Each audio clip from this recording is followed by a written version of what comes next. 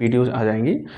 Day 1 day 2 करके मैं पढ़ा रहा हूँ। अगर आप लोग को ठीक लगता है एक बारी देखना अच्छे से प्रॉपर बैठ के, अगर ठीक लगती है तो डे 1 डे 2 करके क्लासेस को प्रॉपर देखना, ठीक है। और बेसिक्स जहाँ से शुरू हुई है ना, दैट मीन्स कि जीरो से, राइट, वहीं से चीज़ें शुरू कर रही हूँ जहाँ से अंग्रेजी प्रॉपर बनी हुई है, ठीक है। और अगर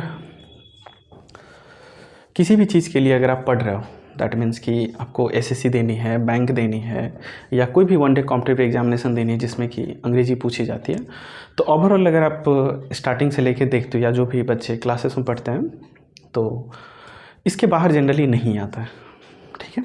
मतलब थोड़ी बहुत चीज़ें अगर कायदे से अगर आपने कर लिया है तो फिर ऑलमोस्ट आपकी चीज़ें क्लियर हो जाती है, ठीक है। देखो सबसे पहले अंग्रेजी शुरू कहाँ से हुई है, देखो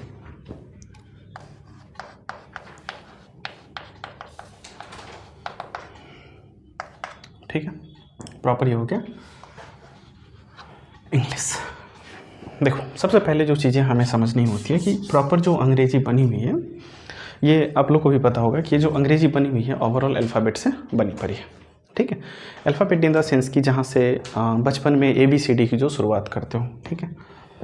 तो ये पूरी की पूरी जो अंग्रेजी है ये कायदे से अल्फ़ाबेट से बनी हुई है, ठीक है। और अल्फ़ाबेट्स का मतलब हो गया कि जो आप लेटर्स यूज करते हो, दैट मीन्स कि ABCD, ठीक है। इनको भी दो भाग में बांटा गया है, एक आपका वॉवेल्स हो जाता है, एक आपका कॉन्सोनेंट्स हो जाता है, ठीक है। और एक कायदे से जो आप लोग सेमी वॉवेल वगैरह कहते हो तो उसका कोई खास यूज है नहीं, बस इन दोनों को लेके आगे चलते हैं, ठीक है। तो इसी अल्फ़ाबेट का दो पार्ट्स हो गए, अल्फ़ाबेट दैट मीन्स लेटर्स का, एक आपका हो गया कायदे से वॉवेल्स और दूसरा हो जाता है तुम्हारा कॉन्सोनेंट्स, ठीक है।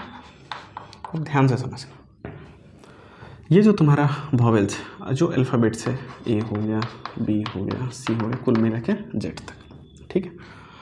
अब वॉवेल और कॉन्सोनेंट का पार्ट कुल मिला के बटा हुआ है। ये जो वॉवेल्स है तुम्हारे पास, ये कायदे से हम लोग कहते हैं कितने होते हैं, 5, ठीक है। उसके बाद जो कॉन्सोनेंट्स है, दैट मीन्स कि इनसे जो बचा हुआ पार्ट B, C, D और ये कहाँ तक जाएगा, Z तक जाएगा, ठीक है।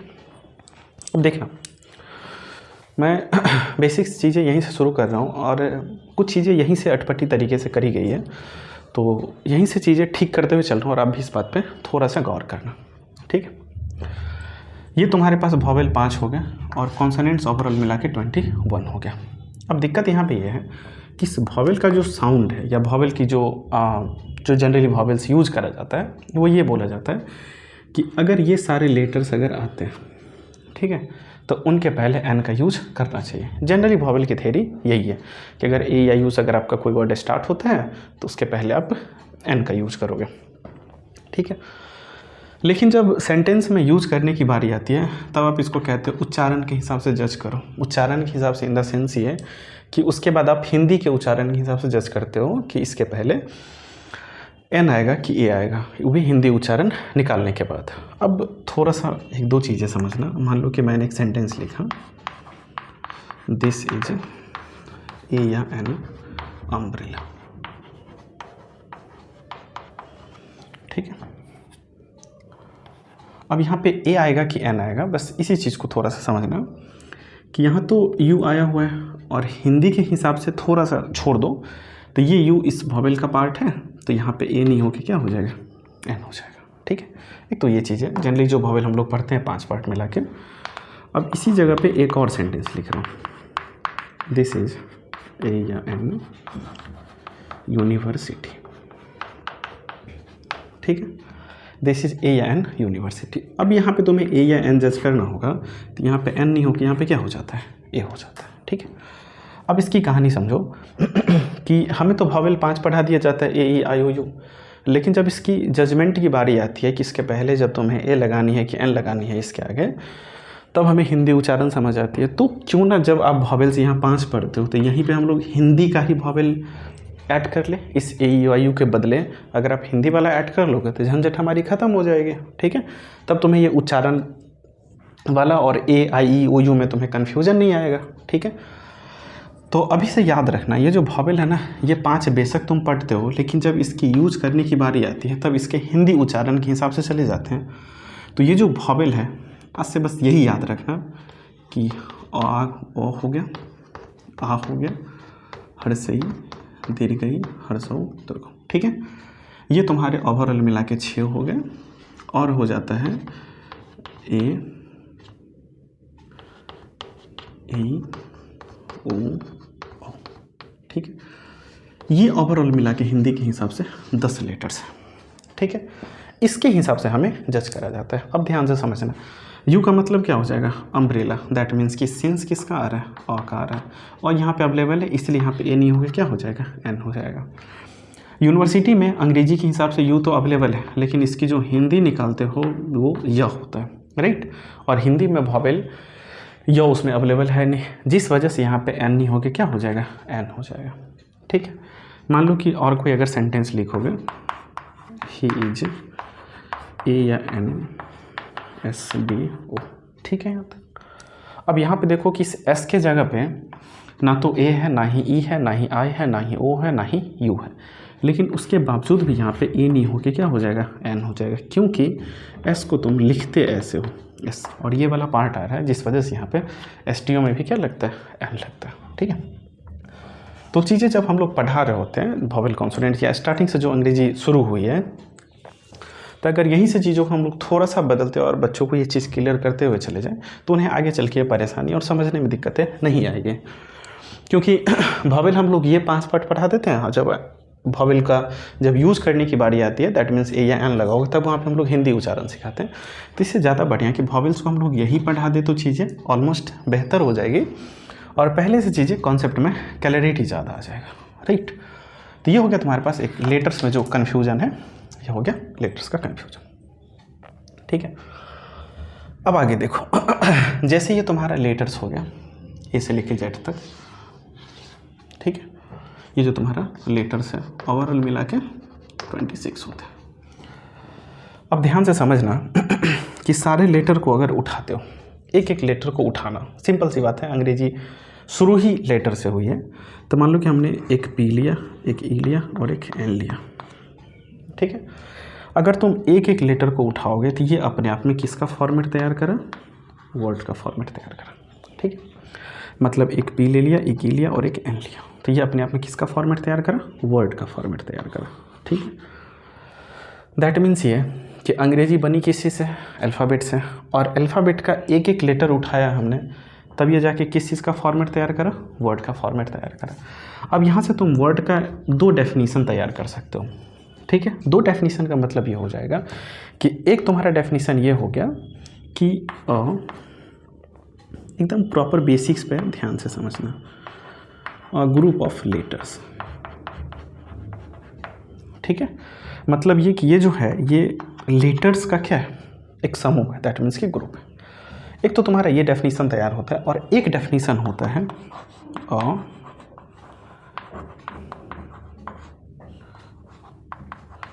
मीनिंगफुल कलेक्शन ऑफ लेटर्स, ठीक है।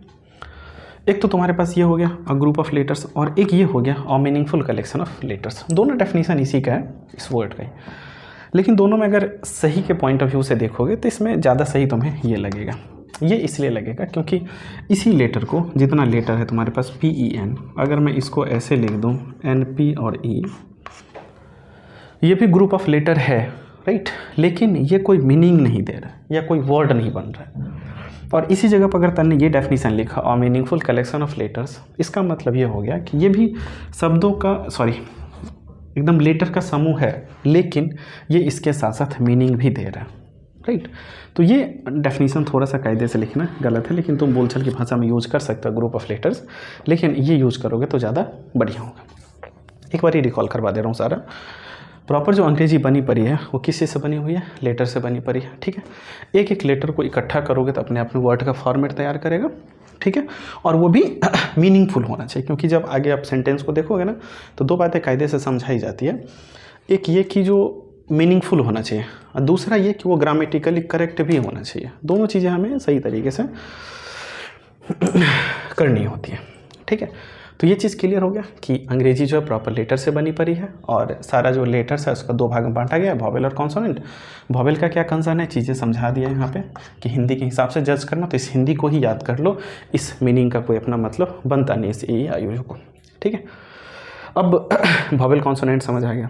उसी तरीके से जैसे कि तुमने एक एक लेटर को उठाया तो एक वर्ड का फॉर्मेट तैयार करा, उसी तरीके से अगर तुम ऐसे ऐसे सारे वर्ड्स को उठाओगे, ध्यान से समझना, अगर मैंने उठाया राम इट्स अ मैंगो, ठीक है, ये भी वर्ड्स है अपने आप में, ये भी वर्ड्स है, ये भी एक लेटर ही है लेकिन ये भी वर्ड्स है, ठीक है। अब सारे वर्ड को अगर इकट्ठा करोगे तब अपने आप में ये किस चीज़ का फॉर्मेट तैयार करेगा, तब अपने आप में तुम्हें पता चलेगा कि ये एक सेंटेंस का फॉर्मेट तैयार करेगा, ठीक है।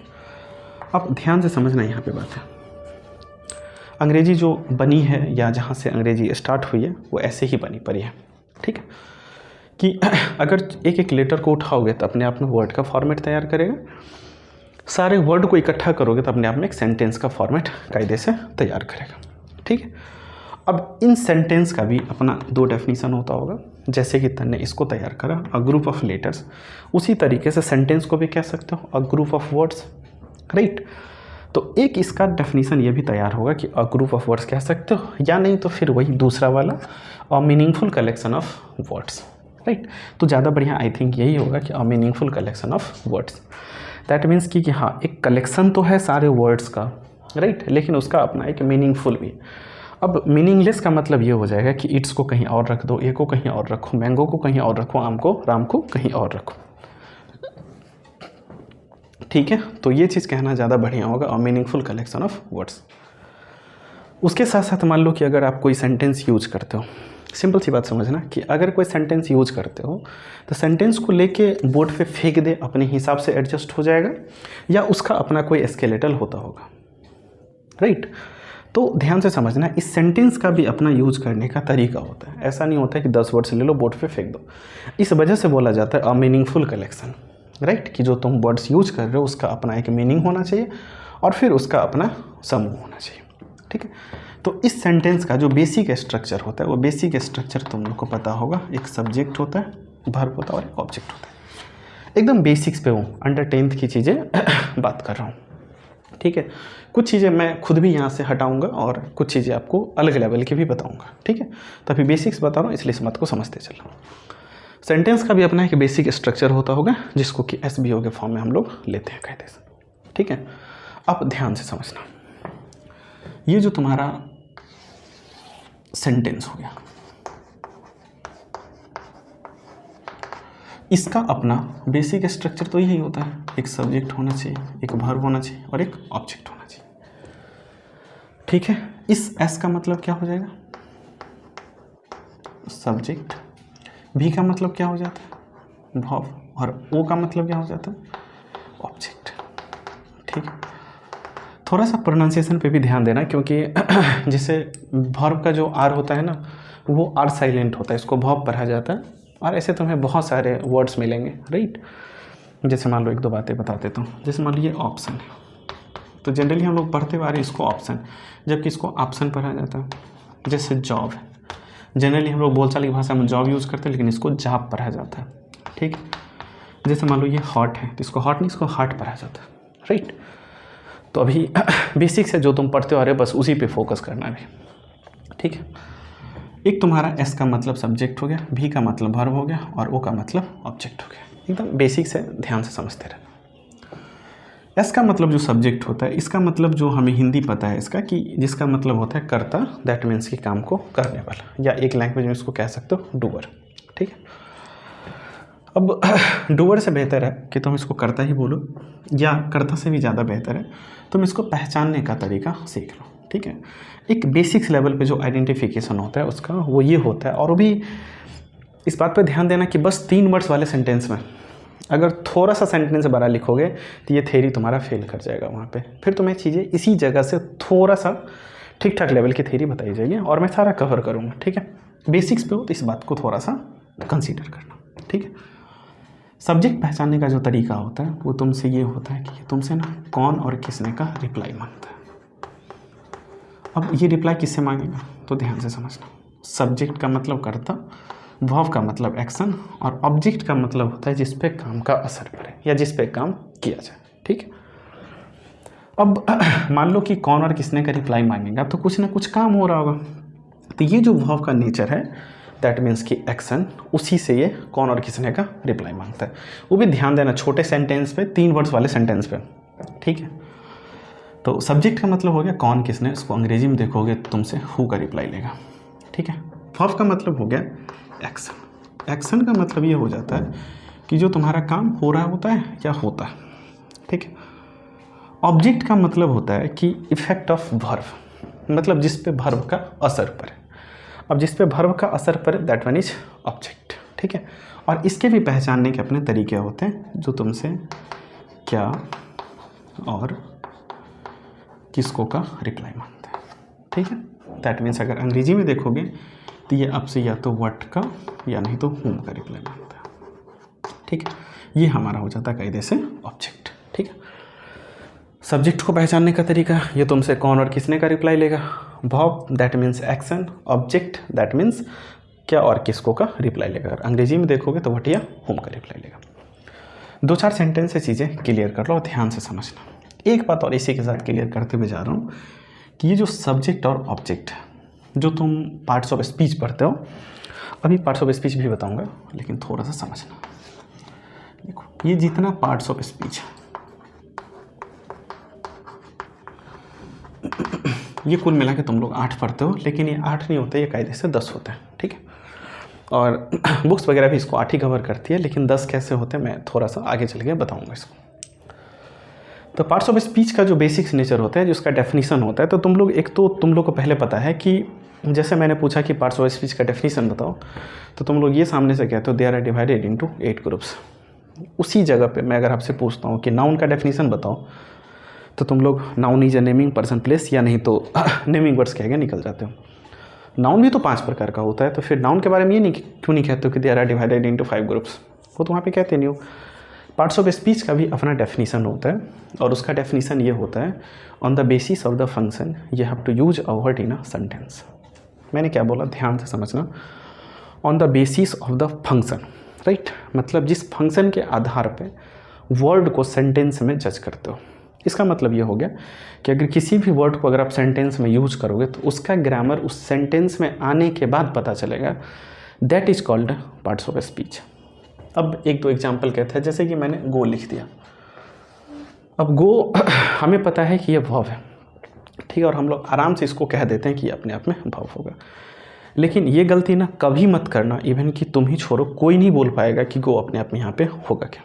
ठीक है, गो सबसे पहले आप आराम से उसको कह सकते हो कि आप उसी गो को आप सेंटेंस से पहले अरेंज करो, देन जाके मैं इसका ग्रामर बता देता हूँ कि ये अपने आप में होगा क्या।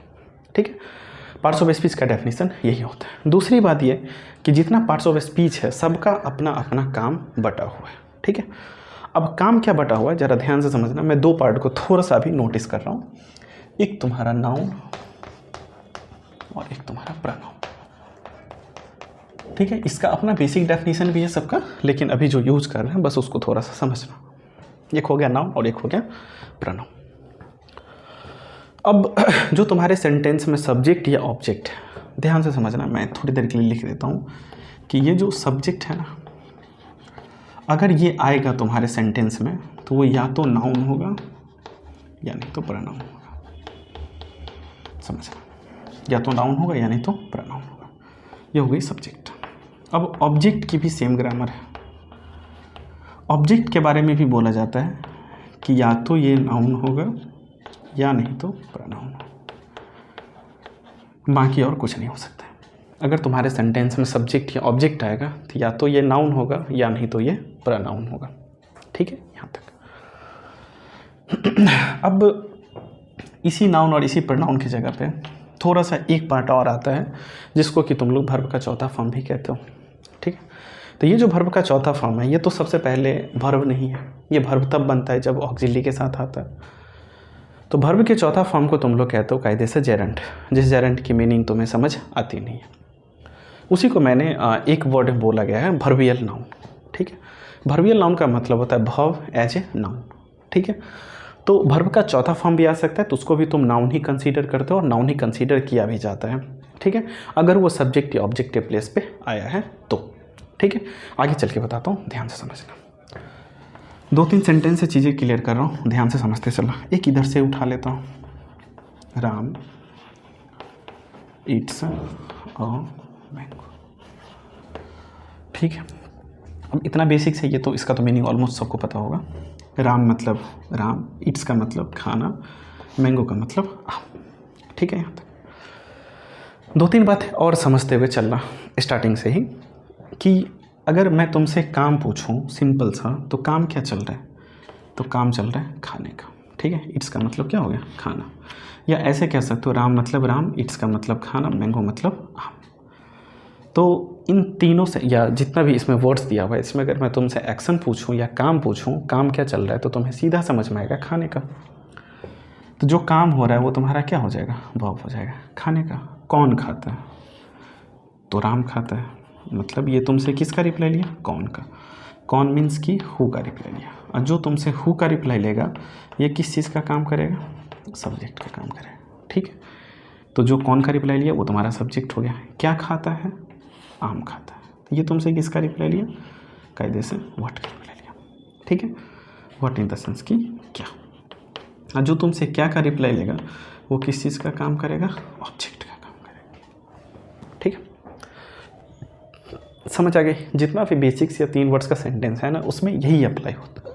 जैसे मान लो, आई बीट यू, आई का मतलब मैं, बीट का मतलब पीटना, यू का मतलब तुम। अगर सिंपल सी बात पूछो, काम क्या चल रहा है, तो पीटने का। कौन पीटता है, तो मैं पीटता हूँ। तुमसे किसका रिप्लाई लिया, कौन का रिप्लाई लिया, ठीक है। जो तुमसे कौन या हु का रिप्लाई लेगा किस चीज़ का काम करेगा, सब्जेक्ट का। किसको पीटे हो, यू को पीटे, तो ये तुमसे किसका रिप्लाई लिया, किसको का, दैट मीन्स कि हुम का। तो जो तुमसे हुम का रिप्लाई लेगा ये किस चीज़ का काम करेगा, ऑब्जेक्ट का काम करेगा, ठीक है। तो जितने भी छोटी छोटी सेंटेंस है या 3 वर्ड्स का सेंटेंस है, उसमें चीज़ें यही अप्लाई होती है, ठीक है। दूसरी बात यह यहीं से एक बात और समझते हुए चलना, कि इन सब का जो नेचर है वो सबका नेचर तो वही है, SVO के फॉर्मेट वाला। एक सब्जेक्ट है, दूसरा वर्ब है, अगला तुम्हारा ऑब्जेक्ट है, ठीक है। एक सब्जेक्ट हो गया, दूसरा वर्ब हो गया, तीसरा ऑब्जेक्ट हो गया। इसमें अगर और सेंटेंस अगर लिखने का मन करे तो लिख सकते हो, आई टीच इंग्लिश। आई का मतलब मैं, टीच का मतलब पढ़ाना, इंग्लिश, ठीक है। काम क्या चल रहा है, पढ़ाने का, ये वर्ब हो गया। कौन पढ़ाता है, मैं, तो ये किस चीज़ का काम करेगा, सब्जेक्ट का। क्या पढ़ाते हैं, इंग्लिश पढ़ाते हैं। तुमसे किस चीज़ का रिप्लाई लिया, क्या का, तो ये किस चीज़ का काम करेगा, ऑब्जेक्ट का। ये सब्जेक्ट हो गया, ये वर्ब हो गया, और ये ऑब्जेक्ट हो गया, ठीक है यहाँ तक। तो जितना बेसिक्स वाला नेचर है या जितना तुम्हारा SVO का फॉर्मेट है, उसमें तुम्हें चीज़ें यही अप्लाई होती है। लेकिन तुम यहीं तक मत रहना, ठीक है। थोड़ी सी चीज़ें चेंज करते हुए चल रहे हैं, तो उसको भी तुम चेंज करते हुए चलो, ठीक है। देखो कि एक तो बात ये बता दिया, दूसरी बात ये समझना कि तुम्हारा जो सेंटेंस होता है, एक तुम्हारा S हो गया, B हो गया और O हो गया, ठीक है। ये तो एक बात क्लियर हो गया होगा तुम्हें यहाँ भी, कि जो वर्ब से पहले आता है वो तुम्हारा सब्जेक्ट हो गया, जो वर्ब के बाद आया हुआ है वो तुम्हारा ऑब्जेक्ट हो जाएगा। ध्यान रखना, मैं बेसिक्स पे ही हूँ अभी, ठीक है। तुम्हें बहुत अच्छे सेंटेंस है इंट्रोड्यूस करवाता हूँ, ठीक है। और बिना किसी मीनिंग को जाने, बिना किसी बहुत ज़्यादा ग्रामर को जाने तुम क्वेश्चंस कैसे सॉल्व करोगे एग्जाम में, ऑफलाइन बैचेज में बहुत शानदार तरीके से बता देता हूँ। यहाँ भी चीज़ें बहुत तरीके से बताऊँगा, ठीक है। कि बिना किसी चीज़ को पढ़े, बिना मीनिंग को रटे, बिना किसी चीज़ को किए हुए तुम कैसे चीज़ों को कवर करोगे और समझोगे कैसे, ठीक है। देखना जैसे यहाँ पढ़े हो क्या, किसको, कौन, किसने, उसी तरीके से यहाँ पे एक लाइन याद रखना, कि लाइन याद क्या रखना है, कि अगर बस एक ही पार्ट अभी लिख रहा हूँ वर्ब के बाद, ठीक है। अगर कोई नाउन या प्रोनाउन या वर्ब का चौथा फॉर्म, ये भी याद रखना। और ये जो वर्ब का चौथा फॉर्म होता है, ठीक है, ये जो वर्ब का चौथा फॉर्म होता है इसको जनरली हम लोग कहते हैं जेरेंड। अब जेरेंड की हिंदी तुम्हें पता नहीं होगा, ठीक है, तो जेरेंड से बढ़िया तुम इसको ना वर्बियल नाउन कह लो, ठीक है, इसको कह लो वर्बियल नाउन, ठीक है, वर्बियल नाउन। वर्बियल नाउन का मतलब होता है कि वर्ब एज ए नाउन। अब ध्यान से समझना कि वर्ब का चौथा फॉर्म जेरेंड, इसके मीनिंग तुम्हें पता नहीं होगा, ठीक है, और वर्ब के चौथा फॉर्म को जेरेंड, वर्बियल नाउन या वर्ब एज ए नाउन क्यों कहते हैं, जरा सा इस बात को भी समझो। वर्ब के चौथा फॉर्म का बस इतना ही मीनिंग नहीं होता है, बस वर्ब छोड़ के बाकी सारा मीनिंग आ जाता है, ठीक है, जैसे एडजेक्टिव यूज़ होता है, पार्टिसिपल यूज़ होता है, सब्जेक्ट या ऑब्जेक्ट दोनों यूज़ करा जाता है। अब समझना, हम लोग वर्ब के फॉर्म को पढ़ते हैं और तुम कायदे से कह देते हो, पूछता भी हूँ कि वर्ब कितने हैं तो तुम कायदे से कह देते हो 5 होते हैं, ठीक है। अब सिंपल सी बात यह है कि जब मैंने तुमसे पूछा कि वर्ब कितने होते हैं तो तुम आराम से कह देते हो कि वर्ब 5 होते हैं, ठीक है, V1 V2 V3 V4 and V5। अब मैं सब पे सिंपल सी बात है कि एक मैं वर्ब का फॉर्म ले रहा हूँ, जैसे कि प्ले ले लो, सब पे एक एक सेंटेंस बना दो, तो सबसे पहले हम फॉर्म लिख देते हैं। प्ले का प्लेड हो गया, V3 भी प्लेड हो गया, V4 तुम्हारा प्लेइंग हो जाएगा एंड V5 तुम्हारा प्लेज हो जाएगा। ये चीज़ें आई थिंक सबको पता होगा पहले से। और मैं कहता हूँ कि सब पे ना एक एक ट्रांसलेशन बना लो, ठीक है, सब पे एक एक ट्रांसलेशन बनाओगे, प्ले हो गया, प्लेड हो गया, प्लेइंग हो गया, प्लेज हो गया, तो तुम्हें ये समझ आएगी कि जैसे अगर मैंने आई सब्जेक्ट मान के बनाया तो पहला हो जाएगा आई प्ले, दूसरा तुम्हारा हो जाएगा आई प्लेड, ठीक है। जब तीसरा फॉर्म बनाने की बारी आती है तो तुम लोग इसमें क्या करते हो कि आई हैव लगा देते हो। अब ध्यान से समझना कि मैं सीधे पहले आई प्लेड लिख देता हूँ। अब तुम में से कोई भी बता सकते हो कि प्लेड और प्लेड में V2 और V3 कौन सा है? एकदम जज करना मुश्किल है कि कौन सा V2 है कौन सा V3 है। अब नंबर पे तो तुम जज करोगे नहीं कि ऊपर लिखा हुआ है तो V2 का फॉर्म होगा, नीचे लिखा हुआ है तो V3 का फॉर्म होगा, इस पे तो तुम जज करोगे नहीं। तो जब तुम्हें ट्रांसलेशन बनाने की बारी आती है तो यहाँ पे तुम लगाते हो हैव। अब यहाँ पे तुम बोलोगे क्या कि ये तो स्ट्रक्चर है, तो भाई जब स्ट्रक्चर है तो जब तुम वर्ब का फॉर्म बताते हो तो ये तो प्रॉपर वर्ब का फॉर्म बताते हो। तो जब तुम्हें V1 V2 V5 में जब हैज या हैव या कुछ भी ऑक्सिलरी नहीं लगाते हो तो बाकी इन दोनों में क्यों, और इन दोनों में जब तुम लगाते हो तो स्ट्रक्चर को कंप्लीट क्यों नहीं करते हो, राइट, स्ट्रक्चर तुम्हें कंप्लीट करनी होगी, ठीक है। दूसरा कि अगर वर्ब का चौथा फॉर्म यूज़ करते हो तो आई है तो इसमें एम लगाना होता है, आई एम प्लेइंग, और आई के साथ प्लेज रखोगे नहीं तो तुम ही के साथ रख लो क्योंकि एग्रीमेंट का एरर हो जाएगा, ठीक है।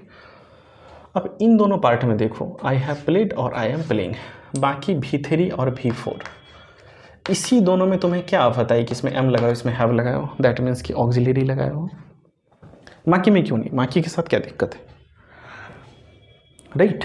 तो हैव और एम, तो तुम यहाँ पे एक चीज़ कायदे से कह सकते हो कि जो तुम्हारा वर्ब का पांचों फॉर्म है, ये वर्ब का पांचों फॉर्म में V3 और V4 वर्ब होता ही नहीं है, राइट।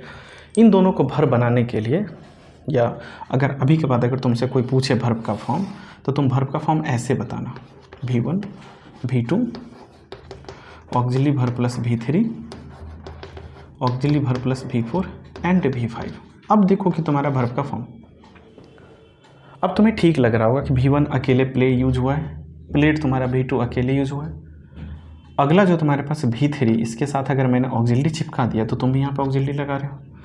कोई भी ऐसा V3 बताओ जिसके साथ तुम मेन वर्ब यूज करते हो और वहाँ पे ऑक्सिलरी नहीं लगा हो, सबके साथ यूज करते हो। या कोई ऐसा वर्ब का चौथा फॉर्म बताओ जो तुम्हें as a main verb use करते हो उसके बगल में ऑक्सिलरी ना लगा हो। तो जब तुम्हें वर्ब का पांचों फॉर्म बताना होता है तो तुम वहाँ पे सीधे V1 V2 V3 V4 V5 करके कैसे निकल जाते हो, ठीक है। तो वर्ब के चौथा फॉर्म की जो अपनी नेचर है वो ये है कि जब इसके साथ ऑक्सिलरी वर्ब आएगा तब ये मेन वर्ब का काम करेगा, ऑक्सिलरी वर्ब नहीं आएगा तो इसके बहुत सारे फॉर्मेट होते हैं। सबसे पहले कि ये नॉन वर्ब होता है जिसको कि तुम जेरेंड भी कहते हो, लेकिन नॉन वर्ब समझोगे तो चीज़ें ज़्यादा समझ में आएंगी, आगे चल के बताऊँगा, ठीक है। और एक बात कि इसी जेरेंड को वर्बियल नाउन भी कहा जाता है और आराम से लिख दिया वर्ब एज ए नाउन, क्योंकि सिंगल वर्ब का चौथा फॉर्म है, ठीक है। तो ये बात यहाँ समझना कि वर्ब के बाद आने वाला नाउन प्रोनाउन या वर्ब का चौथा फॉर्म अपने आप में ऑब्जेक्ट होता है। ठीक है, और ऑब्जेक्ट इसी वर्ब का होता है, ठीक है, इसी वर्ब का ऑब्जेक्ट होता है। अब यहाँ से भी तुम जो बेसिक्स वाला सब्जेक्ट और ऑब्जेक्ट की जो थ्योरी है वो तुम निकाल सकते हो। निकाल क्या सकते हो, जैसे मान लो कि यही ऐतिहासिक सेंटेंस लिख देता हूँ, राम इट्स अ मैंगो, ठीक है। अब ध्यान से समझना, इट्स तुम्हारा वर्ब है, इसके बारे में भी हमें पता नहीं है, लेकिन नाम तुम पता होगा कि ये नाउन है, ठीक है। और मैंगो, तो ये तुम्हारा वर्ब हो गया, और वर्ब के बाद आने वाला नाउन या प्रनाउन, मैंगो भी नाउन है, तो वर्ब के बाद आने वाला नाउन, प्रनाउन या वर्ब का चौथा फॉर्म, इसके बाद तीनों में से कोई एक ही आता है। तो इसके बाद आने वाला नाउन या प्रोनाउन क्या होता है, ऑब्जेक्ट होता है, और ये ऑब्जेक्ट हुआ, ये वर्ब हुआ, तो ये कायदे से क्या बचा, सब्जेक्ट बचा, ठीक है। तो तुम ऐसी चीज़ों को कर सकते हो, और अगर ऐसे नहीं करोगे तब तो तुम्हें दिक्कत आएगी सब्जेक्ट पहचानने में। सब्जेक्ट पहचानने में इसलिए दिक्कत आएगी क्योंकि थोड़ा सा इससे अगर बड़ा सेंटेंस अगर लिख दिया ना तो तुम कायदे से कन्फ्यूज हो जाओगे। कन्फ्यूज कैसे होते हो, जैसे कि मान लो कि एक और चीज़ होती है सेंटेंस में कि अगर तुम्हें एक आध दो वर्ड्स अगर एक्स्ट्रा ऐड करना होगा सेंटेंस में, तो तुम्हें या तो प्रीपोजिशन लगाने होते हैं, या अगर कंजंक्शन भी लगा सकते हो कि जब तुम्हें कुछ ज़्यादा वर्ड्स अगर ऐड करना हो। ऐसे बोला जाता है कि अगर तुम्हें वर्ड को ऐड करनी है तो प्रीपोजिशन लगाओ, सेंटेंस ऐड करनी है तो कंजंक्शन लगाओ। आगे चल के बताऊँ। तब ध्यान से समझना कि अगर ये वाली थ्योरी अगर तुम्हें नहीं पता है, अगर तुम कौन किसने पे जाओगे तो तुम यहाँ पे आके कंफ्यूज करोगे, और ये वाली जो थ्योरी है कौन किसने क्या किसको वाली, ये तुम्हारा फेल कर जाएगा। और ये फेल इसलिए करता है क्योंकि एग्रीमेंट का एरर हो जाएगा। अब एग्रीमेंट का एरर कैसे होता है ज़रा ध्यान से समझना। जैसे ये पढ़े हो ना वर्ब के बाद, उसी तरीके से एक थ्योरी और समझना कि प्रीपोजिशन, ठीक है, इसके बाद या तो नाउन आता है या प्रनाउन आता है या वर्ब का चौथा फॉर्म आता है, और ये भी अपने आप में क्या होता है, ऑब्जेक्ट होता है। और ये ऑब्जेक्ट भी इसी का होता है, और ये ऑब्जेक्ट इसी का होने का मतलब ये होता है कि ये इसके मीनिंग को क्वालिफाई करता है, राइट। जनरली देखे होंगे कि जितना प्रीपोजिशन होता है वो अपने आप का उल्टा मीनिंग देता है। जैसे मान लो कि एक सेंटेंस अगर लिखो, द हाउस ऑफ राम, अब इसको तुम क्या पढ़ोगे, घर का राम कि राम का घर, राम का घर पढ़ोगे। दैट मीन्स ये कि ऑफ अपने आप में क्या होता है, प्रीपोजिशन, इसके बाद आने वाला नाउन या प्रोनाउन इसी प्रीपोजिशन का ऑब्जेक्ट होगा। तो इस प्रीपोजिशन का ऑब्जेक्ट होने का मतलब कि इसके मीनिंग को क्वालिफाई करता है, घर का राम नहीं, राम का घर, राइट। इस वजह से बोला जाता है कि इसके बाद अगर कोई नाउन प्रोनाउन या अगर आएगा तो वो अपने आप में क्या होगा, उसका ऑब्जेक्ट होता है, ठीक है। अब ध्यान से समझना एक बात और, कि वर्ब के बाद भी आएगा तो ऑब्जेक्ट, प्रीपोजिशन के बाद भी आएगा तो ऑब्जेक्ट। और एकदम एक शॉर्ट नोट से बता दे रहा हूँ यहाँ पे कि ऑब्जेक्ट कैन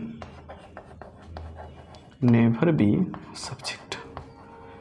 मतलब ये कि ऑब्जेक्ट किसी सेंटेंस का सब्जेक्ट नहीं बन सकता।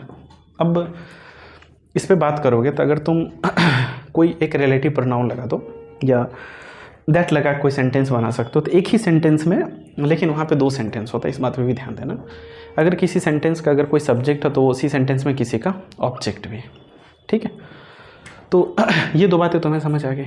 अब देखो ये इसलिए चीज़ें फेल कर जाती है कौन किसने क्या किसको वाली, क्योंकि अब छोटा सा इसी का सेंटेंस लिख रहा हूँ, ध्यान से समझना। राम इट्स अ मैंगो समझ आ गया, ये वर्ब है, इसके बाद आने वाला नाउन या प्रोनाउन क्या हो जाता है, ऑब्जेक्ट हो जाता है, ठीक है। अब इसी सेंटेंस को जरा सा अलग वे में लिख देता हूँ। अब देखो कोई ये मत ध्यान देना कि ये अपने आप में पैसिव है, क्योंकि फर्स्ट ऑफ ऑल ये सेंटेंस है, अ मैंगो इज या आर इटन बाय। अगर तुम कौन किसने या क्या किसको पे आओगे या काम करने पे आओगे या काम का असर पड़ने पे, तो तुम्हें ये चीज़ समझ आएगा काम क्या हो रहा है, खाने का, ठीक है। अब इसकी हिंदी निकालोगे तो हिंदी तुम्हें ये समझ आएगी कि राम के द्वारा आम को खाया गया है। काम कर कौन रहा है, राम काम कर रहा है। किस पे हो रहा है काम का असर, आम पे ही हो रहा है। तो इस थ्योरी के हिसाब से, और इसमें भी देखो राम आम खाता है, ठीक है। तो कोई इस पैसिव पे ध्यान मत देना कि ये अपने आप में पैसिव है। सबसे पहले ये एक सेंटेंस है, राइट। तो a mango is eaten by Ram, Ram के द्वारा आम को खाया गया। तो अगर काम के हिसाब से देखोगे काम क्या चल रहा है, खाने का। कौन खाया, राम। क्या खाया, अ मैंगो। तब इसके हिसाब से ये सब्जेक्ट हो जाएगा और ये ऑब्जेक्ट हो जाएगा। अब इसी जगह पे अब दिक्कत यहाँ पे ये नहीं है कि राम भी है और अ मैंगो भी है, तो यहाँ पे इज होगा कि आर होगा। तो सब्जेक्ट तुम अभी समझना कि या तो राम होगा या नहीं तो अ मैंगो होगा, और दोनों सिंगुलर है तो यहाँ पे इज हो जाएगा। इसी जगह पे अगर मैं लिख देता हूँ मैंगोज इज या आर इटेन बाय राम, अब तुम्हें थोड़ा सा कॉन्ट्राडिक्शन दिखेगा। कॉन्ट्राडिक्शन इसलिए दिखेगा, इसमें भी अगर काम देखोगे तो काम राम ही कर रहा है और काम किस पे हो रहा है, आम पे ही हो रहा है। खाया किसको जा रहा है, आम को ही खाया जा रहा है। अब अगर यहाँ पे सब्जेक्ट तुम अगर राम को मानते हो तो इज होगा, मैंगोज को मानते हो तो आर होगा। अब सब्जेक्ट यहाँ पे राम है या मैंगोज है, ये तुम्हारे लिए जज करना थोड़ा सा कठिन हो जाएगा अगर तुम बेसिक्स वाले नेचर पे रहोगे कि काम किया कौन है, काम का असर किस पे पड़ा है, तो तुम थोड़ा सा कायदे से कन्फ्यूज हो जाओगे। लेकिन तुम्हें ये वाली थ्योरी अगर पता है तो तुम बिल्कुल भी कंफ्यूज नहीं होंगे, ठीक है। ये वाली एक तो ये हो गया और एक तुम्हारे पास ये हो गया, ये दोनों 1% भी कंफ्यूज नहीं होंगे, ठीक है, क्योंकि ये जो तुम्हारा पुरानी वाली थ्योरी है ये यहाँ पे आके फेल कर जाएगा, ठीक है। फेल कैसे करेगा, ध्यान से समझना। अभी बोला था कि जो वर्ब का तीसरा फॉर्म है ये बिना ऑक्सिलरी वर्ब का वर्ब नहीं होता है, तो ऑक्सिलरी वर्ब लगा हुआ है, ये दोनों मिलके वर्ब हो गया, ठीक है। बाय अपने आप में पता होगा तुम लोग को प्रीपोजिशन है। प्रीपोजिशन के बाद आने वाला जो नाउन है वो अपने आप में क्या होता है, ऑब्जेक्ट होता है। ये ऑब्जेक्ट हो गया, ये वर्ब हो गया, तो ये पार्ट बचा क्या आपका, सब्जेक्ट बचा। काम के हिसाब से देखोगे तो सब्जेक्ट तुम्हें राम दिखेगा, ठीक है। और मैक्सिमम लोगों से पूछो इसमें इज होगा कि आर होगा नीचे वाले में, तो तुम लोग आराम से कह दे तो यहाँ पे इज नहीं होगा, यहाँ पे आर होगा। और ये आर कहने के बावजूद भी ये बात मानने को तैयार नहीं होते हो कि वाली थ्योरी फेल करती है, राइट। कई बार जो बच्चे नहीं समझ पाते हैं या पहले से जो रट्टा मार के बैठे हैं ना, उनसे थोड़ी बहुत डिस्कस भी होता है इन सारी चीज़ों पे, ठीक है। खैर छोड़ते हैं इसको। ये अपने आप में क्या है, बी थ्री, ये ऑक्सिलरी वर्ब, ये दोनों मिला के क्या हो गया, वर्ब हो गया। क्यों, क्योंकि बी थ्री और वर्ब का चौथा फॉर्म अपने आप में वर्ब होता ही नहीं है, तो ये वर्ब हो गया। बाय क्या है, बाय हो गया अपने आप में प्रीपोजिशन। प्रीपोजिशन के बाद आने वाला नाउन या प्रोनाउन किस चीज़ का काम करेगा, ऑब्जेक्ट का, ये वर्ब हो गया। तो सब्जेक्ट कौन बचा, मैंगोज। मैंगो सिंगुलर या प्लूरल, तो तुम बोलोगे प्लूरल, इसलिए यहाँ पे क्या हो जाएगा, आर हो जाएगा। इसका काट तुम्हें मिलेगा नहीं कि सब्जेक्ट खोजने का जो तरीका है, इसका काट तुम्हें मार्केट में कहीं नहीं मिलेगा, ठीक है। अब एक बात और यहाँ से समझते रहना कि जैसे ये सब्जेक्ट और ऑब्जेक्ट का फॉर्म लिखा है कि सेंटेंस में जो सब्जेक्ट होता है वो या तो नाउन या प्रोनाउन होगा, या अगर सेंटेंस में ऑब्जेक्ट है तो भी या तो नाउन या प्रोनाउन होगा, ठीक है। यही तुम्हारी लेटर से शुरू होती है और चीज़ें इस हद तक पहुँचती है, ठीक है। तो सब्जेक्ट खोजने का जो तुम्हारे पास छोटा मोटा तरीका, या अंडर 10th अगर तुम इन सारी चीज़ों को पढ़ते हो तो कोई दिक्कत नहीं है, एकदम 1 पैसा का दिक्कत नहीं है। बड़ा सही टाइम पे लाइन कट ले।